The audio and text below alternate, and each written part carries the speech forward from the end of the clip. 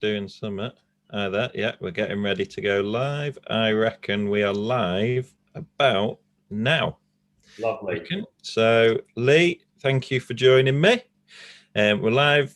Little change up from last week. So every week we are going to change the angler I've got on with me. Last week we had Joe Caris. Today we've got Lee Kerry. Went down brilliant last week. So thank you everybody that tuned in. Today got Lee Kerry, as I've mentioned. Hopefully we'll get loads of questions sent in. Before getting into the questions you send in, I've got a few questions for you myself, Lee, like I did last week, just to give people a little background of yourself.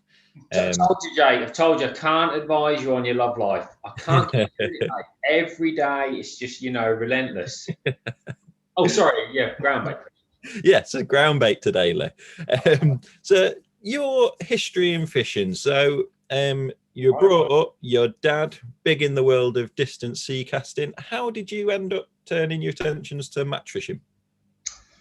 Oh, okay. You've caught me out of that. Basically, Jake, I enjoyed going fishing, any sort of fishing, sea fishing, coarse fishing, carp fishing, when I was younger. And when we went sea fishing, we didn't really catch anything because it was at a time in the 90s when everything was running out of steam. So when we went coarse fishing, I caught a lot of fish. I was always really competitive and sporty and competed in a lot of sport. So I think that, I always wanted to catch more than all the other pleasure anglers around me. So that's what drove me to match fishing. And then like when you join a club and all that sort of thing, you start becoming more competitive. And now, personally, I can't imagine my fishing without match fishing because the drive to compete is what gets me out of bed and onto the bank, really. Yeah, fair enough. And how quickly was it that you went from just having a dabble to what you would call a very competitive match angler? I don't know really. You don't really know that change, do you? I mean, I started working in Tom Bottom's fishing tackle shop in Norwich when I was 16, I think, and they had a really good team. And Tom invited me to join that team as part of working in the shop because he'd heard that I'd been catching a few fish at club level, and I'd fished like quite a few open matches. And back then, if you weren't in a team, you weren't really considered to be doing it seriously. Totally different to now. So I joined their team and, obviously was just running the bank really for a long time. But you got to remember, everything we did was as a team. So we'd fish 3 or 4 matches, big open matches, and we would travel maybe 100 miles, up to 100 miles if we needed to, 40-foot drain and that sort of thing. The river, these were all big matches. And as you start getting better and your results start improving, things take on from there. So I would say from about 16, I was getting really excited or really, really into it. I would, and then I was part of the England setup from there. When you're younger, it's about enjoying yourself. It's about enjoying what you're doing. And that's what I did really. And you just sort of, my nature was competitive. So it didn't, even when I was like 13, if you'd have asked a 13-year-old me, am I serious about it? I'd have said, what, are you kidding? Yeah. I don't catch the most at Reefham Lakes this weekend. It's all over. Yeah. So, that's just how it is. So fair enough. And obviously moving to the more modern day, as a Sonubaits consultant, you get to see things behind the scenes, how we make things, what goes into our bait. So since being able to see all that and get involved, have your view on things changed much? In terms of bait? In terms of bait, and knowing exactly what's in everything. And it's educated me into types of ground bait. I don't know if it's always necessary, Jake, but obviously, I don't know what other bait companies are like, but Sonu are using very, very high quality stuff. No rubbish goes in. You won't find a piece of plastic or something in our bait. It's brilliant quality bait. Yeah. And it sort of taught me what fish like and don't like in different levels. The biggest change for me was this fish meal thing. So fish meal is dominated Sonubaits, and it still does dominate Sonubaits ranges of bait. But you can have what is considered a very strong fish meal mix out to a very weak one, and it's understanding that has really helped me, because there isn't really like a strong fish meal. There's just a fish meal is exactly that. It's pure like fish meal. It's a very, very powerful ingredient. And Sonubaits mixes effectively use it in different quantities throughout, because of the ingredients we use, because of the pellets we use and what have you. So, you can have a mix that's very, very strong in fish meal, because it's got a high fish meal content, if you see what I mean. There's different qualities of fish meal, of course, but it's the content of it. And that was a big learning curve for me, because I realized that, generally speaking, and this is really general, the warmer it is, the more fish meal you can use. The colder it is, the less you could use. And it seemed to be that fish like bream and carp were big into fish meal, and smaller fish were quicker to go away from it, like roach and things like that. But you've only got to think about it like this, right?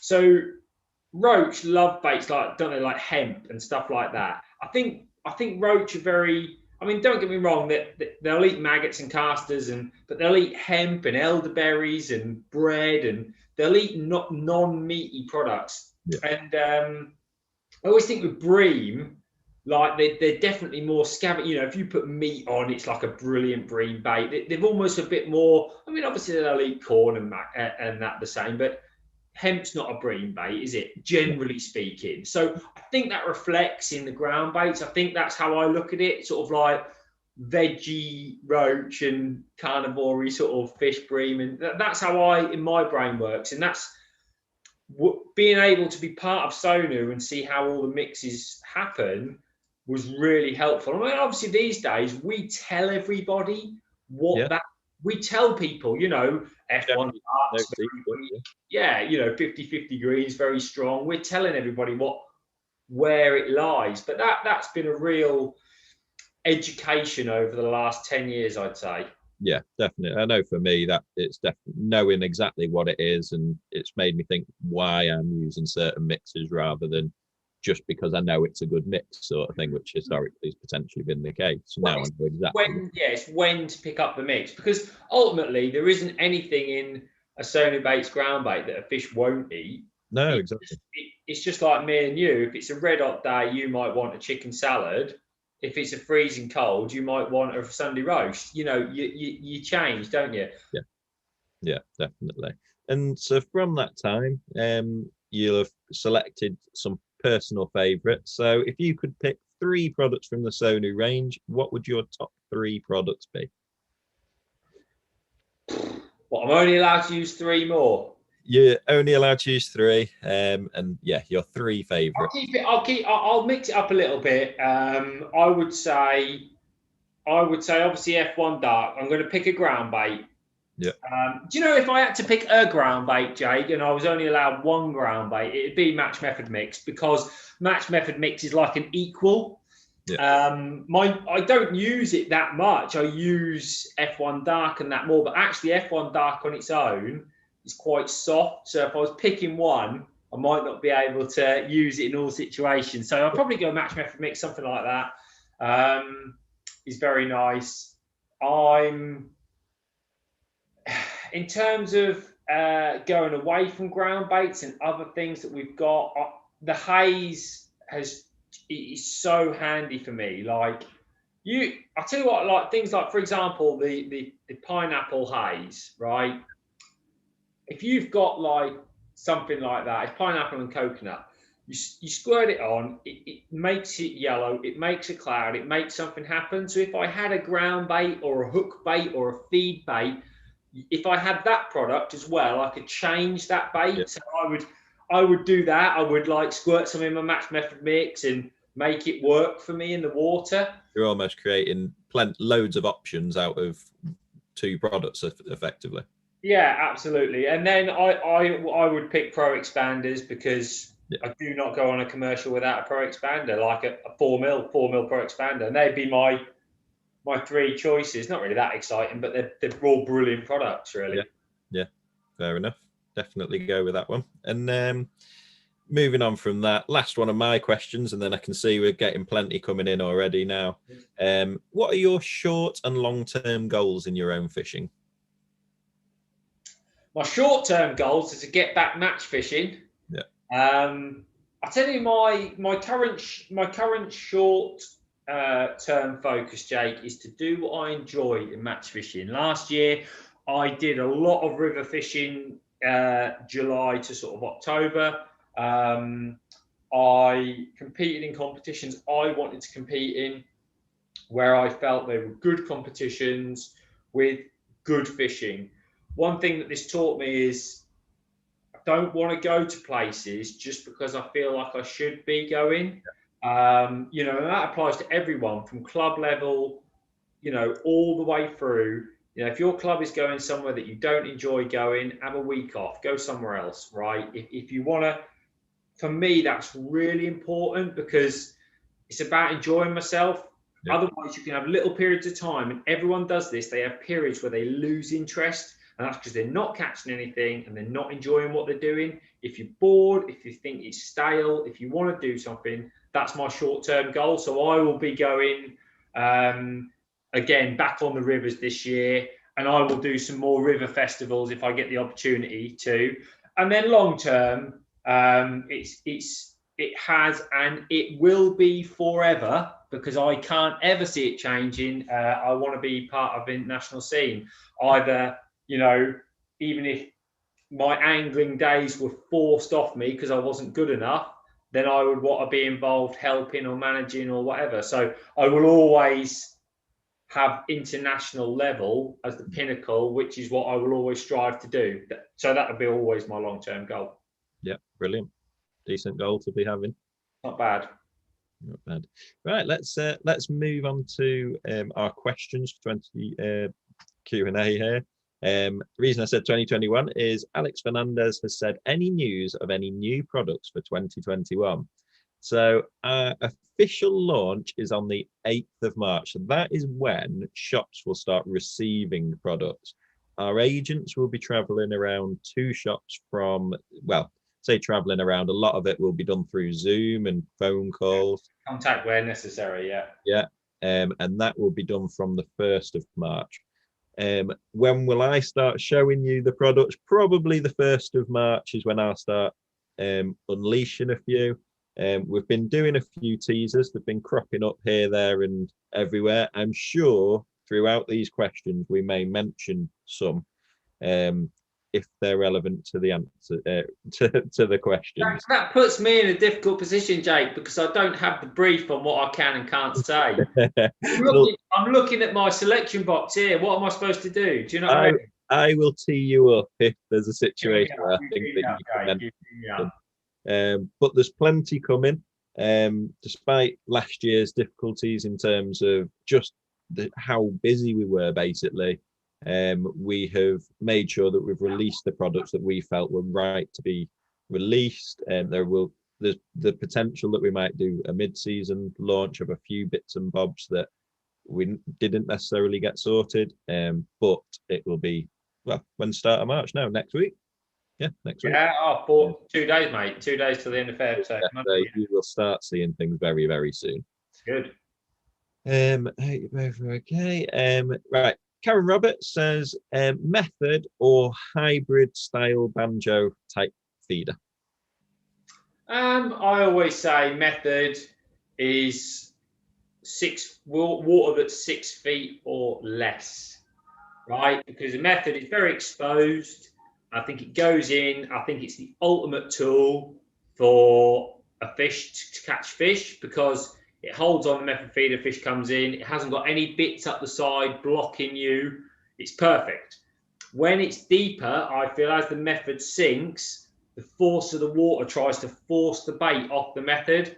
So having a banjo or a hybrid style feeder, you've got edges. So as it sinks, that water flies past the edges and the bait contains more. So for me, as a very basic rule of thumb, if I am fishing shallow water, I will use a method. If I'm using deep water, I'll use that other style hybrid Dura Banjo. But I will say that if I'm casting a long way, the depth is irrelevant. I'll be going to that hybrid Durabanjo style feeder. All right, because I cannot guarantee I'm going to have a perfect impact. So I need that extra protection. Method is the best. If I could place them both in the water on the bottom, it would be a method for me. Lovely stuff. Steffo has said, when do you decide to fish a bomb over a method feeder? What factors do you take into consideration? I think the makeup of the bottom is very important, right? So if it's silty, I think loose feeding, controlling your loose feed, chucking your bomb and having your bait sat on top of the sill, I think that can be very advantageous. I think when I'm expecting bites quite quickly, so maybe I think fish are watching the bait, I think that can be very good. And then also I use a bomb when I'm searching for fish. So if, for example, it's cold and I'm thinking, I could do with knowing where these fish are before I start thinking about chucking bait everywhere, I might cast around with a bomb and bread, bomb and corn, bomb and pellet, just to see what's there first of all. Even like as we go back into fishing when it's warm, I might just flick 3 or 4 pellets and chuck a bomb and pellet where I want to start, because that'll tell me if I'm in the right area. Because the trouble is with a method with a method feeder is you're going to have like quite a bit of bait there, so fish can start grubbing around on the bottom if it's soft, or if I'm searching for them, I'm going to start leaving bait everywhere, which I don't want to do. So that would be when I would use the bomb. That's what I usually set up an ICS and just literally slide a bomb on, and then I can fish with a bomb rather than a method. Sounds good. Stephen Armstrong, he's watched your video from the edge at Southfield, and that was about October. Would your ground bait mix change now? For the warmer months ahead? It's back to what we started off saying, really, Jake. So Thatcher's is very strong in fish meal content, right? So my rule at Southfield is F1 dark with Thatcher's increased from about now. So like as the water just starts to warm up, right? So as we go into March, it might be like a quarter Thatcher's. Yeah. And I'll ramp it up to about 50% Thatcher's in the summer and ramp it back down again as it starts to cool, because I want less fish meal as the water cools. Good. Dave Sydenham has said, afternoon, gents. When starting a session on the feeder, do you have 2 mixes, one dryer as to cloud and take the fish down, or just one mix? You're a tweaker, aren't you? Yeah, I always have. I always have 2 mixes. I have a base mix. It's never dry. It's never like bone dry. It's like calling it medium consistency, right? And I have that as a base mix, and I will use that to plug my feeder, to plug my feeder, to put some bait in at the start, to wedge bait in. And then I tend to have a working tub where I'll take some of that ground bait and just tweak it as I go. So I might put a little bit of extra water in and have a couple of ones with a soft shark. I might,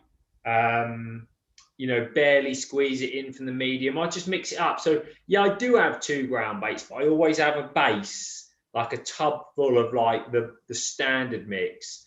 I wouldn't say I ever have it dry.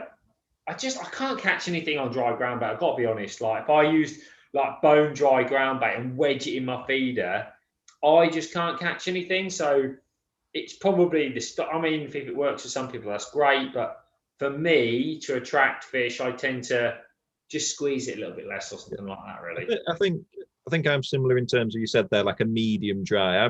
I wouldn't ever mix up a ground bait to be dry as such in my tub, but I'd have it as a nice, just nice on my side tray, and then I might add a bit more water, but I may add other things to it or do other things as the feeder hits the water. So Dave mentions there clouding up. So a good tactic I've had a lot on, say for example, New Junction Canal, is to empty your feeder on the surface to cloud it up a little bit, or even add a bit of leam into a bit of a mix, and that way to add a cloud rather than fishing dry ground bait as such. Definitely. So that's just a little tip. Definitely.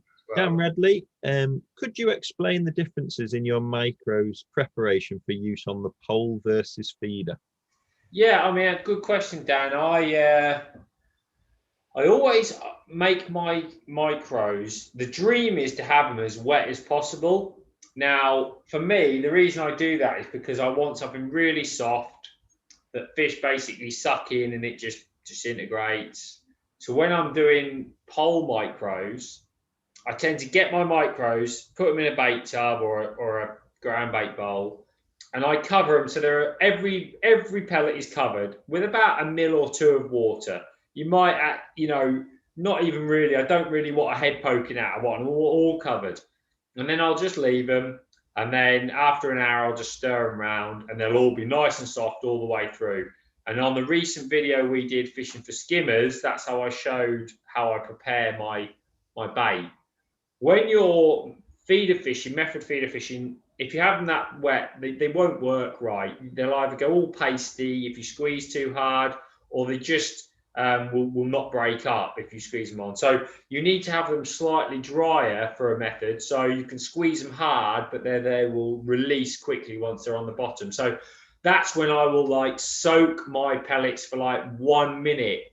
My general rule is with micros, just dunk them for a minute, half an hour before I'm starting fishing. Dunk them for a minute, get them out, put them in my tub, and then I will basically do the same as what I do in my ground bait. I'll take some out, might flick a bit of water on them. They're soft, they'll stick together, and I can just get the consistency right all the time, but they won't be ruined. I also like my pellets to be, I like that little bit of activity off pellets for method feeder fishing. It's a different mindset, because you've got to remember, on a pole, if I'm fishing with soft micros or soft pellets, I'm probably fishing for skimmers or it's winter.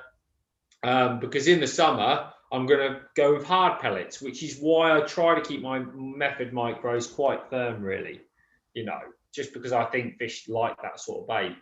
Yeah, it also helps it, you did mention there, but helps it sort of melt away from the feeder a little bit better as well. If there's room in the micro to absorb some more water, as the water gets to them, it'll help them sort of just fall off the method. Whereas if they're over swollen, and even if you manage to get them to stick to the method, or in a banjo feeder, for example, if they're over swollen already and it can't get any water, the water struggles to get in and they struggle to actually melt out of the feeder or away from the feeder a little bit. That's exactly right. That's the same with any ground bait, Jake. If you the wetter you make a ground bait, any bait that's in a feeder, the drier it is, the water will try to get in it, which means whatever that is, ground bait pellets will push out.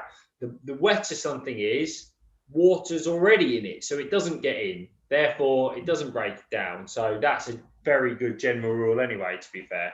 Yeah. Russ Marvin, been on a few coaching days with Lee, very good coach. My fishing has come on no end. Thanks, Russ. Thank you. Mark Sweeney, what type of Sonubaits ground bait would Lee use on a reservoir that has depth of 30 meters plus?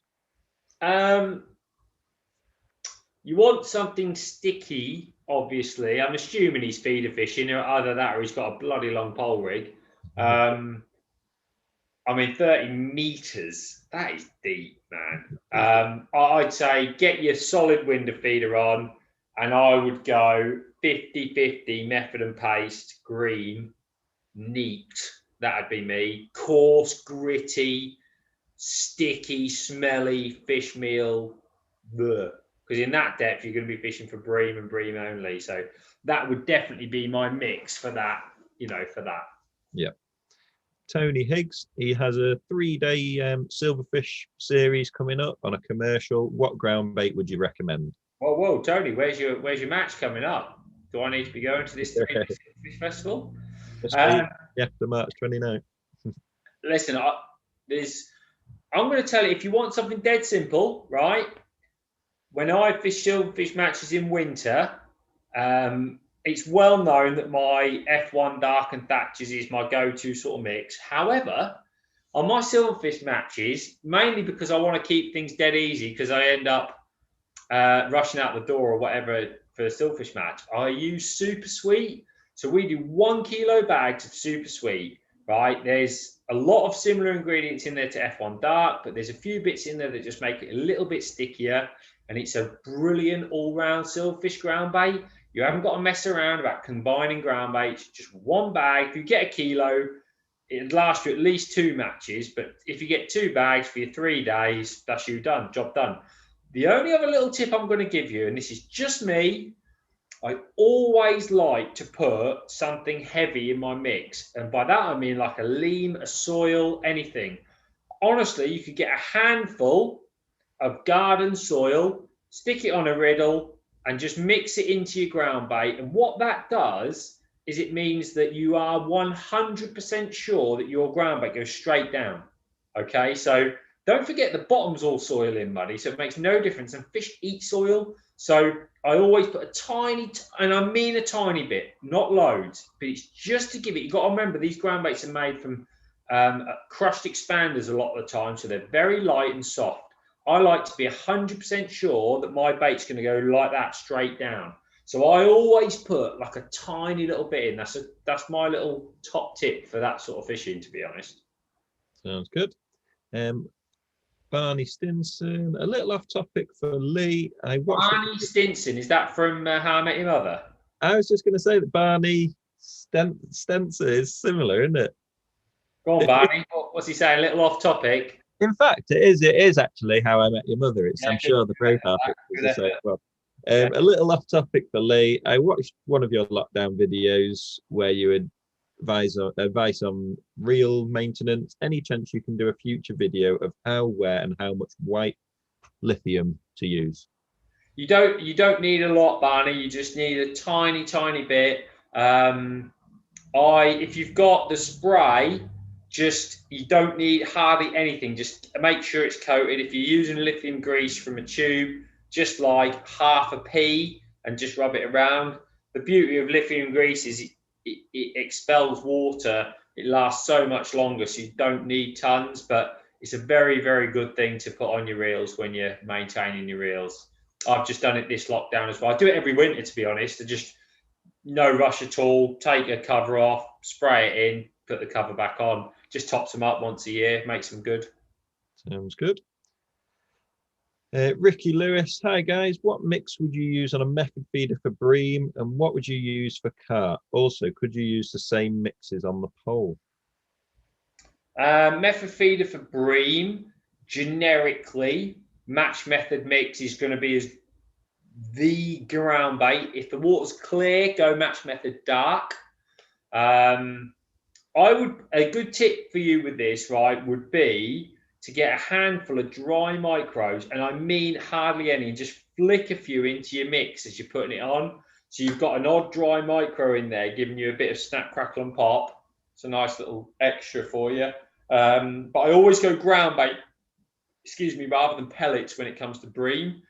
Can I use the same mix for the pole? Absolutely, you can. And he also mentions about carp. You don't really need to, the only thing I would say with carp is I go more pellet based. So I would do some soaked pellets and maybe pellets with a tiny bit of match method mix for carp. And I would go more ground bait for my bream. And that applies on the pole as well. I personally think carp love ground bait, but carp love something to eat. You have to get carp eating. That's why pellets are so important. Fair enough. Nick Butting, hi chaps, I'm looking at trying pace fishing this year. What would be the best setup for the pole for this? Listen, I spent a long time doing pace fishing when I was younger, but I've got to be honest, I haven't really done a lot in the last 4 or 5 years. My fail-safe go-to was always the Preston Pace float. It was an old green one. It's the same float, but it's got a better eye at the top now in the Des's range. I always go for a number 2, and if it needs any shot, I always put it right under the float. No shot down the line, the biggest hook the fishery is allowed, and use the weight of the paste to basically hold your float up. Okay, so you have to keep tweaking your float, like literally millimeters, to get it so you've got a great long bristle. Half of that bristle is showing. So you pot your paste in, lay your float exactly where your paste went in.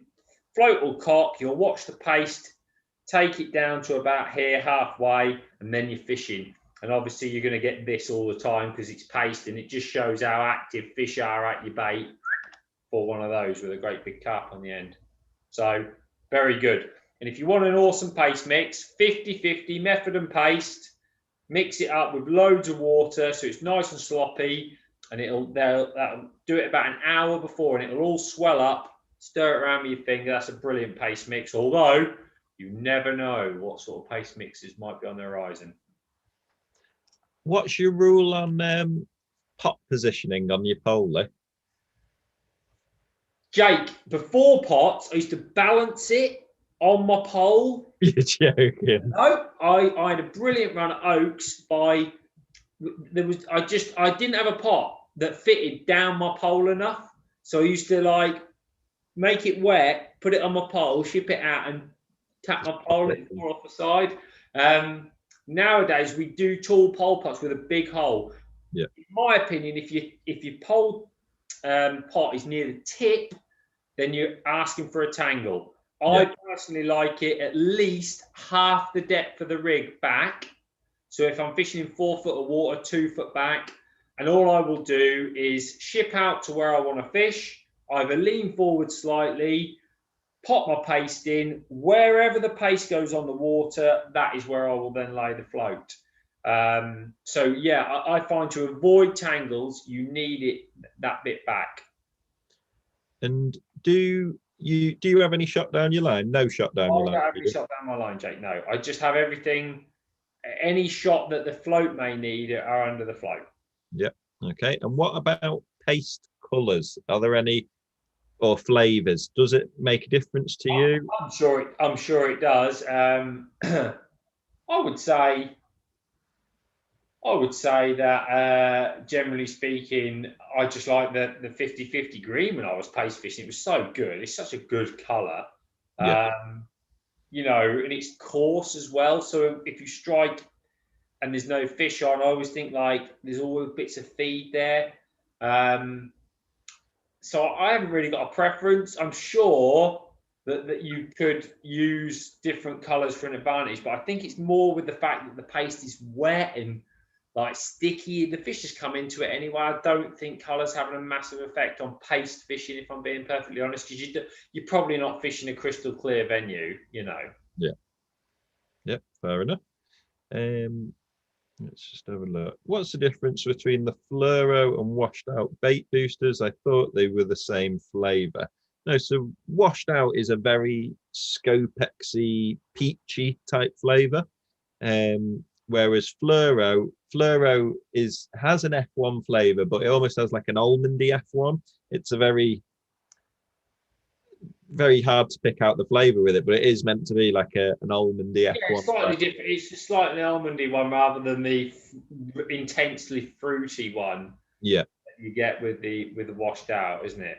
Yeah, but they are very different. I've actually got them here. Did you say bait boosters? Yeah, bait boosters. Yeah. Yeah, so we've got washed out and then fluoro. Yeah, I must admit, Jake, they're both very good. They've both got their day. I do like that fluoro bait booster though. It's good. Yeah, and then but bait boosters in generally, what do you use them for? What's your go-to? I'll tell you now, I had a lot of success using bait boosters before all this sort of pandemic hit. And the way I always used them was to mix my bait. You know how I said about those micros? Yeah. I would just dunk my micros for a minute, get them out, leave them in the tub, and then I used the bait booster to make them right. So I get some into a tub, and I just pour a bit of bait booster on and stir it around, and it gave a bit of dampness to them and a lot of sweetness to them. And it was, I mean, the first time I used it in a match, I had 198 pound at Hallcroft on a method. I was like, oh my God, we've found a wonder bait, you know, like amazing. And, you know, now I just sort of, you know, my opinion on baits. I think things like this really help. You're never going to find a wonder bait, but you can help yourself. So for me, I always think I can sweeten my bait with it. I also Whenever I'm going like bream fishing or on the Trent last year, I pour some into my water because it's all it is it's a very intense sweetener. Yeah. So if you pour some into your water, blend your water up, then mix your ground bait up with it, you're effectively mixing your ground bait up with a really sweet water, which has got to be good. I mean, well, listen, I caught a load of fish, so I wouldn't not. I don't find myself not doing it now. You know, I'm a big banoffee fan. I think I could use washed out or fluoro the same. I think that again, it's personal it's personal choice on the smell. I'm more with the flavour of it myself, like in terms of the sweetness, the intense sweetness of a bait booster. Yeah, because like for example, krill and squid, that's a fishy smell, is still that the base is still that very, very sweet flavour, isn't it? Like a sweet fish. Yeah. So, but in terms of ground, if we revert back to ground bait, sweet fish meals work so well. F1 is a sweet fish meal ground bait, and that combination of the two is very good and has become probably the number one combination on pretty much all venues around, doesn't it? It makes if you mix it in with your ground bait without the water, it makes your ground bait really heavy. So yeah, perfect down the air. I used to over wet margin mixes, and now what I do is just mix them normally, and then once they're ready, what I would call a medium consistency, I just pour a load of bait booster in and blitz it round. Yeah. It makes all the particles so much heavier. It's ridiculous, and I love that for margin fishing. Yeah, it's something I've been doing. I've been using banoffee, but like you say, there's a few which it doesn't really matter the flavour. I like the banoffee because I like the smell of it. Yeah, that's the same for me. Exactly right, yeah. So, but making bait heavier is definitely a use for it. Let's have a little look. Next question. Lee, were you brought up over here? Sounds a bit like Norfolk and Suffolk to me. Yeah, can't believe you didn't know that. Yeah, Norwich for 21 years.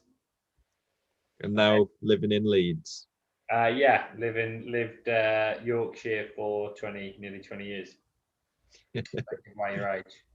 Simon White, afternoon, gents. What would your go-to mix be for the River Yare in summer? Would you use a different mix for the pole and the feeder? Would water clarity form part of the decision? I've got a good mix for the River Yare, Jake. Anyway, I've this is how I'm going to put it, right? I love So Natural River. It's the base for all my natural venue non-fish meals. Okay, it's got ingredients like a high quality bread, crushed hemp, sugars. It's got some of the ground coconut products that we need into these sort of mixes. It's a brilliant mix. That is the base of my mix. Then I'm looking for something that is going to sweet and sugary and sticky if I'm going on the Yare. Bream does that job. Who knows what else might do that job in the future? Would you say potentially a nice biscuity, sweet ground bait? Like a nice biscuity, sweet, blended corns, nice bread. That sort of ground bait, Jake, might work really well combined with River. Nice. Yeah. So that is something that I would use on there. If I was fishing a feeder, you always want your mix to be less sticky, ideally. But on the Yare, very fast flowing, can be quite deep. So I tend to go for a very similar mix to the pole, and just a little bit drier, because when you nip it in your feeder, you do need it to release, and you're probably going to be holding in some worms that are quite wet. So just mix it on I take the same mix, but I mix it on the dry side. At the moment, it was always Sonu Black River and Black Bream was my chosen mix. Like I said, who knows if that might be tweaked in future weeks. Yeah, from March onwards, most likely. From March the 8th onwards. I don't know. Is the River Yare still about? Are there still these great big roach? Are they still catching great big bags of roach? Listen, the yeah is part of the broad system. The whole system has got loads of fish in it. They move and congregate in different ways at different times. I bet if you went down the Yare, you're not allowed to fish on most of it at the moment with the pandemic. But if you went down at this time of year, you'd have a great chance catching some big roach just for the end of the season. But you never know, Jake. There's loads of little roach, skimmers. Sometimes there's breaming. It depends where you fish on the Yare.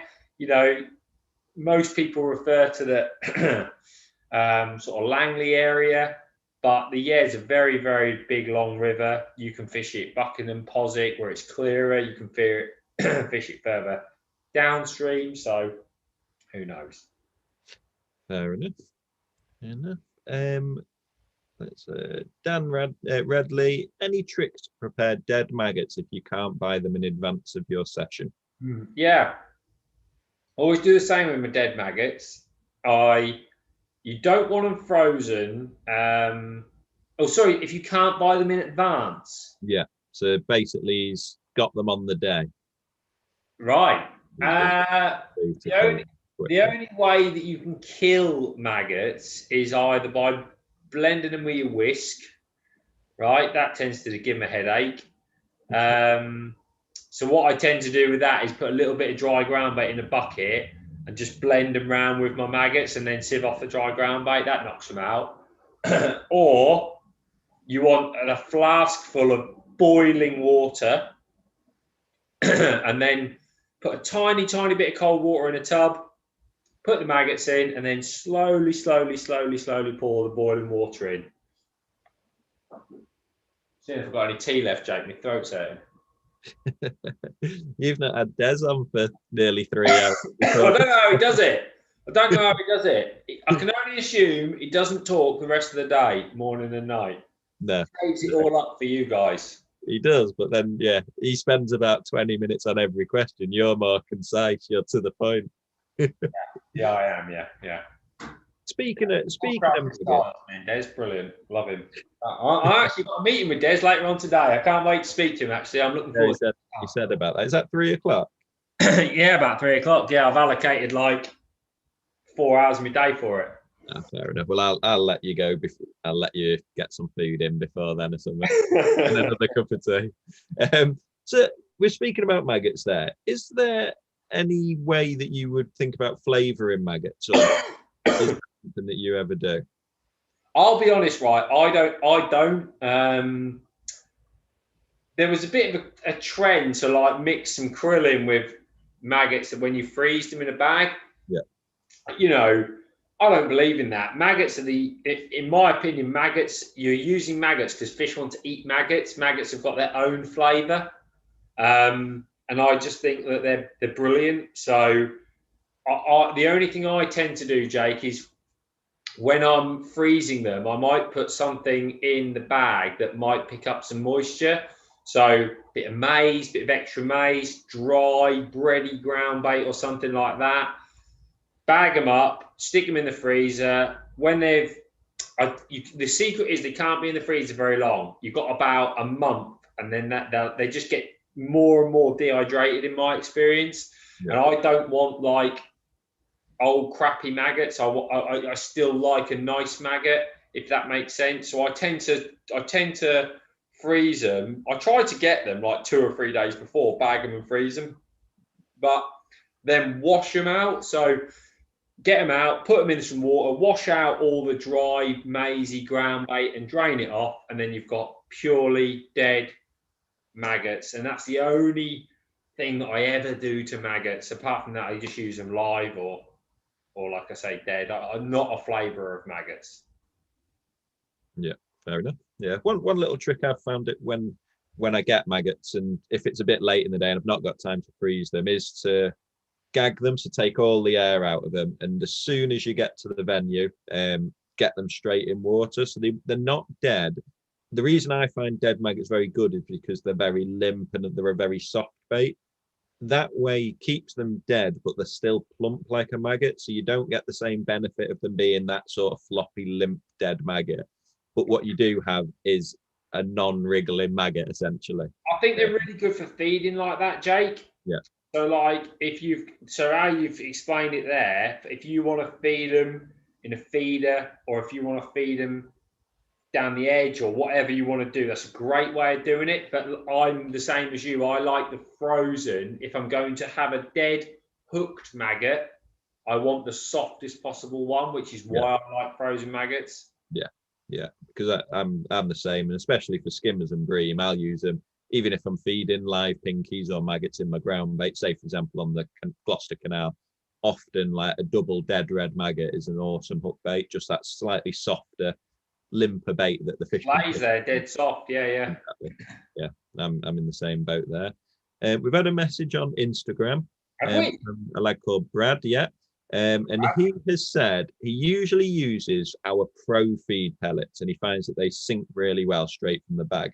However, there are quite a number of venues that he goes to that mean that he has to use fishery pellets. What's the best way around that? Listen, the pro feed pellets incorporate a special ingredient with them to ensure that they sink. Just so happens we have that ingredient in the bottle. It's called sinking pellet oil, right? So sinking pellet oil is absolutely brilliant on fishery pellets. You don't want a lot, all right? I like the F1 version because it's sweet. And all I do is get my pellets, quick squirt, stir it round like as soon as I'm on the bank. By the time the match starts, you don't even notice it on your pellets because it's soaked in. The sinking pellet oil is heavy, so it's broken all the surface tension on your pellets and it's given them weight. And the fish seem to love it. In they go, boom, sink like a stone. So for me, and that is incorporated in pro feed pellets already for you to make them perfect, you see, from the bag.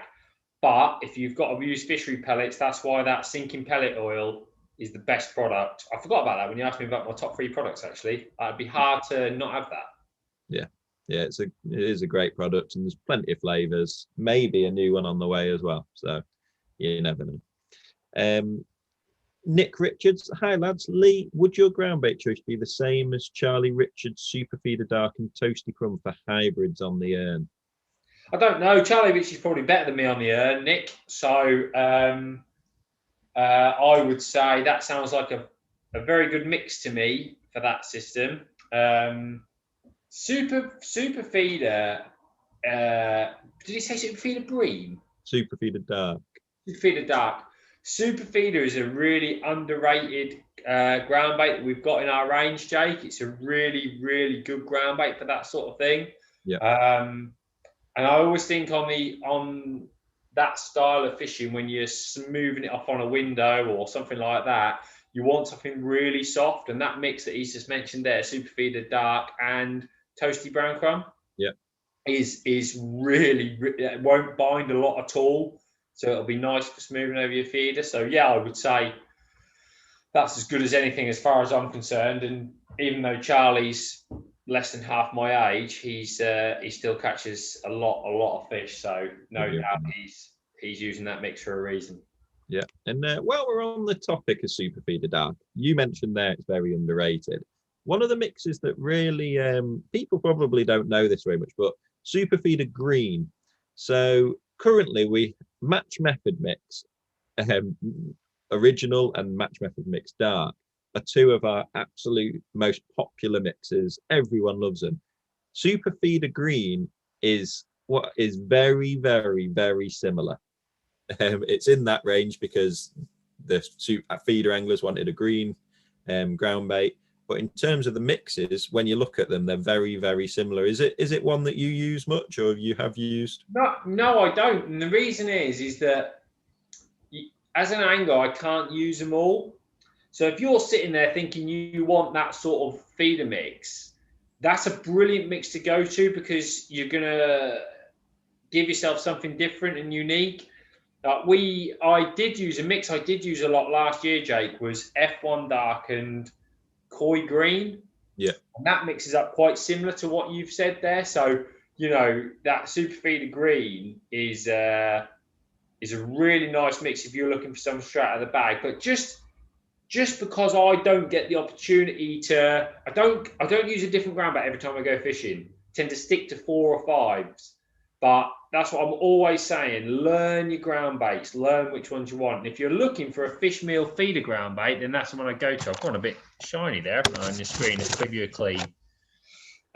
You know, so yeah, that's what I'd go for, mate. Fair enough. What happened then? It went all blurry. Did you pick it Yeah, up, man? yeah, I gave you a bit of a clean. You were looking a bit shiny. Yeah, it went a bit funny. Proved it, mate. Anthony Hunt says, I don't use maggots often. I'm unsure how to keep them alive, etc. What I don't understand is what is the difference between a dead maggot or a live one? What's the benefit of killing them? The benefit for me, it's about stamp of fish you're targeting. Live maggots are very attractive. They will attract small fish. The activity attracts small fish. You've got to remember there's a slight predatory instinct there, attacking the maggot. And I generally think if you're fishing for bigger fish, dead maggots mean that the little fish aren't as attracted to them. Therefore, you don't have as much problem with smaller fish. So that is where, when you're bream fishing, a lot of people go for dead maggots. They're very soft, which is a benefit as well, but they lay there. They don't dig themselves. They don't draw attention to themselves. They just lay there. So hopefully the little fish will pick off active bits, leaving that bait for a bigger fish to take. So that's probably the benefit. If you struggle with keeping maggots, right, the best thing to do is to put them in a plastic bag, tie the air right down. If you haven't got a fridge in your garage, then get one, right? I got my last one for a £5 off somebody's drive, right? So you can always find somebody who's selling a fridge to keep them cool. If not, keep them on the garage floor in this bag. If you give them a bit of air every couple of days, they last a long time like that. So I tend to, once I finish with my maggots, bag them back up, chuck them in the fridge. 2 or 3 days later, I'll get them back out, give them a couple of hours of air, and bag them back up again. Your maggots last for ages like that. For someone like myself, who I might go out 2-3 days in a row, then I'm not out for a few days, and I'm back out for a couple of days. If I threw my maggots away every time, I'd go through so many. So I always do exactly the same. I literally just bag them, chuck them in the fridge, get them out on the morning that I'm going fishing, and put them in a bait tub, and they come round as I'm traveling there, you see. Sounds good. Sounds good. And what about when they're in ground bait? Does having dead maggots compared to live maggots, does it come into effect in terms of how quickly you want your ground bait to break down on the bottom? I don't ever use live maggots or pinkies in ground bait. Generally, I just use dead ones because I don't want them to affect my ground bait. And the idea of your ground bait is that it's there, and as it breaks down, it releases the bait. So I don't want the maggots crawling out as I'm trying to throw them in, breaking off on the way down, breaking my ball up. I just use dead maggots, and it releases those baits into my peg. For loose feeding, dead maggots are horrendous. You can't catapult them. They sink really slow. It's horrible. So for me, it's a live maggots for loose feeding. Good stuff. Preston Gilding, feed a fish in a gravel pit for bream skimmers, depths around 15 to 25 feet. How would Lee adjust the dampness of his ground bait through a session? Does he recommend overwetting these kind of depths? Is this Wayward Pits, Preston? I reckon you're a Wayward Pits man myself. Yeah, I would. I tend to go on the damp side. Right. The only time I go with a dry mix is if I'm using a lot of worms, and I know that as I press it in, the juice from the worms is going to dampen that mix naturally. So I tend to, like I said before, I start with a medium mix. I then take some into the bowl, and I tend to make it a little bit damper in those sort of deep waters. If I'm then using a lot of worms, I'll just chuck that little bit of damp stuff away and go back to that medium mix. So when it's pressed in, it's self-dampening, if you like. Fair enough. Nick Botting has said, thanks for the pace fishing answer earlier. Do you notice the difference between riddled ground bait and non-riddled ground bait, and why do you riddle it? The only reason so like there was a few people that said to me, oh, well, I don't know why you riddle ground bait, you squeeze it in the ball anyway. Right, well, I can understand that. But what did I say right at the start, right? however much water there is in a part of your mix dictates how it breaks down. So if you've got a lot of water in a part of your mix, when it's in the water, it will stay in a ball much longer, regardless of if you've squeezed it into a ball or not. So if you don't riddle a ground bait, squeezed it into a ball, put it in a bucket, it would break down and there would be lumps left where there's more concentrated water, and these lumps will just take longer to break down. They often clag together fine particles. So a riddle distributes that water to make sure your mix is all the same. Okay, so effectively by riddling your ground bait, you're saying my ground bait has got an even distribution of water, therefore it will break down evenly and I control what goes on. That is the advantage of riddling a ground bait. I don't tend to riddle a ground bait if I use my drill, because I've got to be honest, it breaks 99% of the lumps up, so I can't be bothered.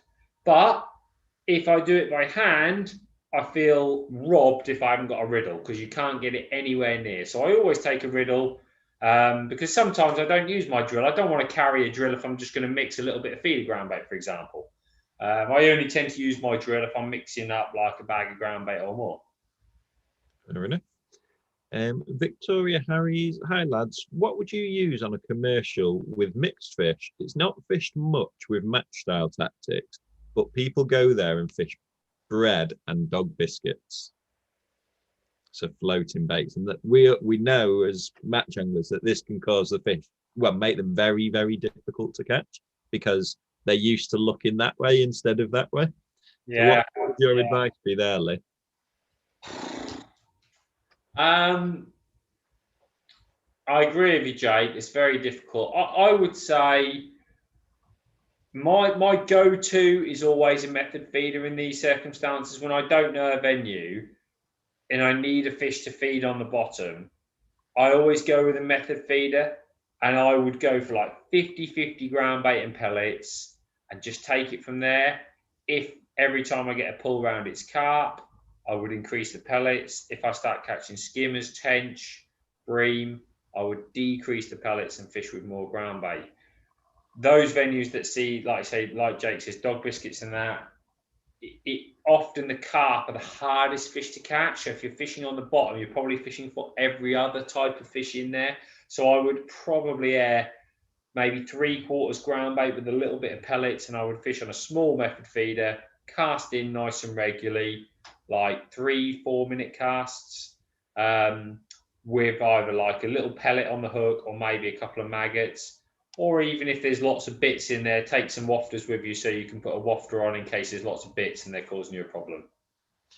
I agree. And if it's the carp that I can sort of relate to this question. There was a little venue up where I grew up called Poplar's Farm Fisher. I don't know whether it's there anymore. They were thinking about building on it at one point, but it was very, very similar where it was full of bream and you could catch them on a method feeder. But the carp were a nightmare. You used to hook an odd one on the method, but it wasn't great. But it was mainly because it was fish by carpers. They'd feed bread or they'd feed dog biscuits. And if I wanted to catch the carp, the best thing was to just join in with them, feeding floaters, so either floating expanders or dog biscuits myself. And I used to long line, so you'd just have a long bit of line, basically with no float, and I'd fish a big dog biscuit on it and just swing it into where I'd loose fed. One thing that this isn't actually a plug, but it's here because we've got a new version of the bucket. So one thing that we do are these like floater fishing packs. So they have basically got basically like a big expander, but they're effectively just like what your dog biscuits are. So you'd be able to band one of them, flick it out or feed them, but that's the sort of thing that the carpers are doing. It comes with a few hook baits. They're like oozing hook baits, but you'd basically band one of them. But if you're wanting to catch the carp and they're too difficult to catch on the bottom, you could just join in with what the carpers are doing. You can do it on a pole. You could do it on a little waggler or something like that. Just have a long bit of line from your waggler just so that it floats behind. It could be the easiest way to catch the carp if they're not going to take any other way of catching them, basically. Beautiful. Preston, good. Preston says, not Weybred, Swanton Morley. Swanton Morley. I was banking on you being a Weybred man, Preston. Swanton Morley. Right, okay, lovely. A few big Bream and Tench, maybe. I don't know, something like that. Long time since I've been there. Any chance of a fish meal rating on the package, similar to the way you do it for texture and binding? No. Minnie Moo. Minnie doesn't agree with the fish. Minnie doesn't want it. She's smoking. It is, now you've said it, it probably would make a bit of sense doing that. We tend to put like a fish meal strength in stars, couldn't you? 1 to 5 stars. Yeah, we tend not to be we're not secretive about what ingredients are in our mixes. So like if you sent us a message and you really wanted to know, any of our guys would let you know. I certainly would if you sent it to the Instagram or the Facebook page, because we're not secretive about what we're putting in our mixes. We tend to know that what's in there is of higher quality than other people, so we're not shy and we know that we can do it as well as we can. So if you're wanting to know that in the meantime, it's a good idea, so it certainly will take it on board. If you're wanting to know, just let us know. And last year Lee and I actually did a video on it. It's on YouTube. We went through fish meal mixes, and Lee sort of did it on a bit of a scale of what he perceived to be. I did that, Jake. I couldn't remember though because I'd been asleep since then. So yeah, we did a video on it. Went to Aston Park last year and we did a few. Didn't we? I think we did it. It's coming back to me. It's come back to me. Yeah, I think I got you breakfast probably. That's usually right. Probably did. I think we had a sausage, but I think Alex sorted us out. So there is that video. If you need to know in the meantime, just let us know, and we'll definitely take that on board so that we look at doing that. Stephen Armstrong, thanks for the answer, Lee and Jake. Do Sonubaits do a molasses liquid, and if so, what ground bait would you use it? Right, Stephen, no, we don't, but the bait boosters are, a molasses is a sugar that sweetens your food, and they use it like a lot in horse feed and stuff like that. And bait booster is basically a ramped up version of molasses. So if you use bait booster, that would do exactly the same. You wouldn't need as much as you would molasses. You need quite a lot of molasses to get the same effect, because I don't recommend this, but if you ever had tried a bit of bait booster, you'd realise that it's like sweeter than the sweetest thing on earth. Why wouldn't you recommend it? You can run for miles after doing that. The energy. You can. That's absolutely right. That's absolutely right. I tend to like a tiny bit when my 5-year-old wakes me up at 5 a.m. just to get me through. Yeah, so bait boosters are, like Lee says, a brilliant, real sweet additive, a bit like what molasses essentially is. So give it a go if you don't already. Darren says, is size 12 the biggest in the Maglock 4-inch system? Size 12 MCMs? I believe they are, because the size 10s have only just come out, haven't they? You are incorrect, Jake. I think there is a 10 already, and there is a size 8 now as well. I could be wrong on that. Yeah, I think the 8's just come out. The 8's just come out. I think there was always a 10. I could be wrong, but I think there was. But yeah, you want so there isn't. Is he talking about pre-tide? Yeah, pre-tide 4-inch. Yeah, I don't know if we did the 10s in a pre-tide. Sorry. So the hook always existed, but I don't know if we did the pre-tide. Yeah, Darren, what I'd advise there is going on the Preston website and just either send in a message or to the Instagram. Send a message on there, because I'm not 100% sure. I have some here. I'm